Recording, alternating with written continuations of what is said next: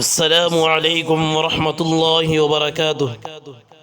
معزز ناظرین، ہم اس ویڈیو میں اولیاء اللہ اپنے آپ کو مخفی رکھتے ہیں اس کے متعلق ایک واقعہ بیان کریں گے۔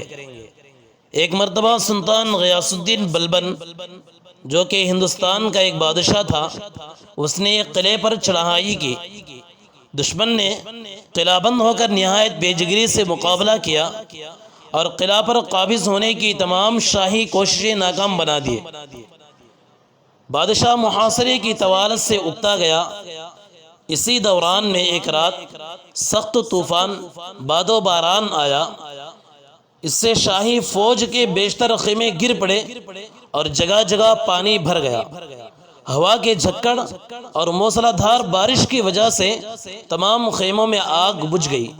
ادھر سردی کی وہ شدت ہوئی کہ رگوں میں خون جمنے لگا۔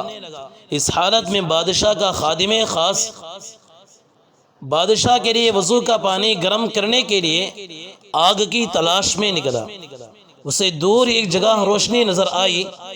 وہاں پہنچا تو دیکھا کہ ایک خیمہ کھڑا تھا، اس میں چراغ جل رہا تھا۔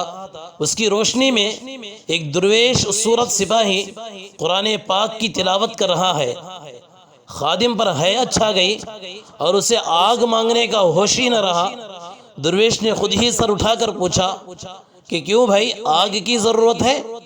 خادم نے اس بات میں جواب دیا تو درویش نے کہا، جتنی آگ چاہیے ہو بے دھڑک لے جاؤ۔ خادم نے خیمے کے اندر داخل ہو کر ایک لکڑی سلگائی اور شاہی آبدار خانے میں آ کر چولہا گرم کیا۔ لیکن اس واقعے سے اس کے دل میں بڑی بے قراری پیدا ہو گئی۔ صبح کی اذان کے وقت مشک لے کر پھر اس درویش کے خیمے پر گیا۔ دیکھا تو وہ درویش خیمے میں موجود نہ تھے۔ ادھر ادھر دیکھا تو کچھ دور ایک تالاب نظر آیا، وہاں وہ درویش وضو کر رہے تھے۔ خادم ایک گوشے میں کھڑا ہو گیا۔ درویش نے فارغ ہو کر نماز فجر ادا کی اور اپنے خیمے میں آ گئے۔ خادم اب تالاب پر پہنچا تو دیکھا تو جس جگہ درویش نے وضو کیا تھا وہاں کا پانی گرم تھا، حالانکہ سردی کی شدت سے ارد گرد کا پانی جم گیا تھا، برف بن گیا تھا۔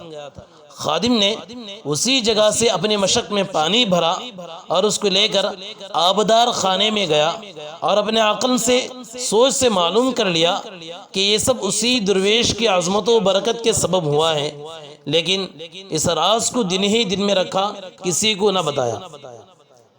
دوسرے دن نماز فجر سے کچھ پہلے تالاب پہنچا اور پانی کو دیکھا کہ پانی جمع ہوا ہے، برف بنا ہوا ہے۔ وہ ایک درخت کے پیچھے چھپ کر بیٹھ گیا۔ اتنے میں وہ درویش تالاب پر آئے اور اس کے کنارے پر ایک جگہ بیٹھ گئے۔ ان کے سامنے پانی نے اسی وقت جوش مارا، انہوں نے وضو کیا اور تشریف لے گئے۔ خادم نے وہاں سے گرم پانی کی مشک بھری اور سیدھا سلطان کی خدمت میں حاضر ہوا۔ سلطان اس وقت دربار عام میں بیٹھا ہوا تھا۔ خادم نے دست بستہ یعنی ہاتھ باندھ کر عرض کی کہ حضور اگر میرے ایک راز کو خلوت میں سنے تو گوش گزار کرو۔ سلطان نے خلوت میں جا کر اس کو اپنی بات کہنے کا موقع دیا۔ خادم نے تمام واقعات مکمل طور پر سلطان کو سنا دیے۔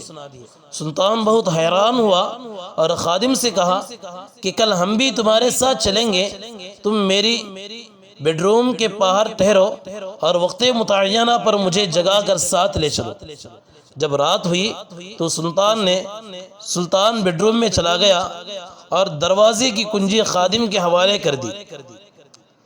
جب 2-4 گھڑی رات باقی رہ گئی تو خادم نے دروازہ کھول کر سلطان کو جگا دیا۔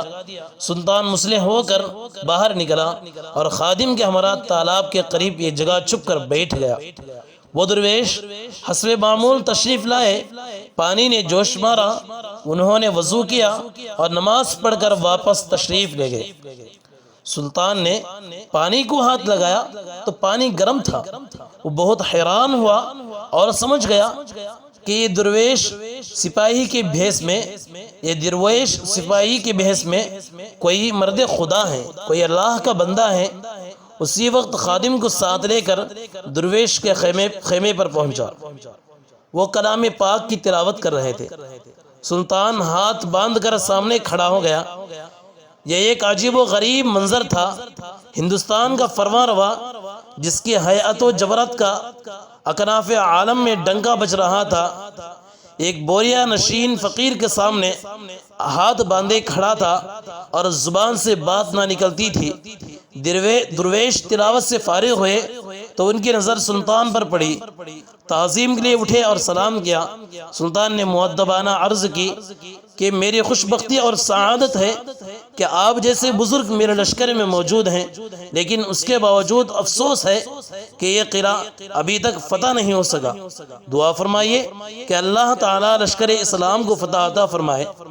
درویش نے ہر چند اپنے آپ کو چھپانے کی کوشش کی، لیکن سب بے سود اور ناکام ہوا، کیونکہ سلطان جو اپنی آنکھوں سے ان کی کرامت دیکھ چکا تھا کسی طرح نہ مانا۔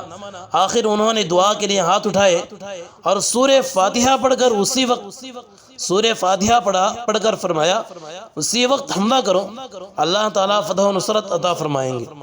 سلطان خوش رخصت ہوا اور لشکر میں پہنچ کر اسی وقت قلعے پر دھاوا بول دیا۔ محصورین نے بہنجل ہتھیار ڈال دیے اور قلعے کے دروازے کھول دیے۔